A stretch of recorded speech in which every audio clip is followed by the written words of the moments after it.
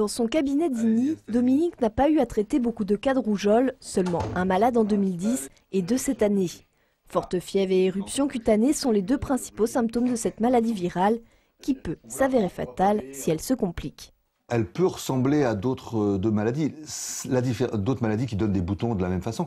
La différence essentielle vient quand même qu'il y a quelques rares complications, mais il y a quand même des vraies complications qui peuvent être fatales. Les personnes fragiles, c'est les gens qui sont insuffisants respiratoires, asthmatiques, qui ont d'autres maladies qui les rendent peut-être plus fragiles. Mais il y a aussi des cas de complications chez des patients en parfaite santé par ailleurs.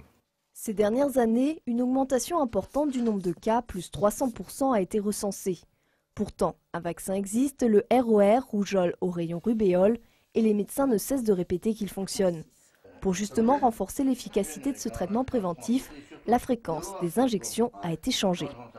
La modification, c'est qu'il y a quelques années, on vaccinait les enfants à 2 ans et à 6 ans, enfin avant 6 ans, voire plus tard pour ceux qui n'avaient pas eu, c'est-à-dire qu'on faisait 2 injections. Même si on remonte à plus longtemps, on faisait une seule injection. Aujourd'hui, on nous demande de vacciner dès 12 mois et le deuxième vaccin le plus tôt possible, 13, 14 ou 15 mois. Donc on nous a demandé de raccourcir le calendrier de vaccination.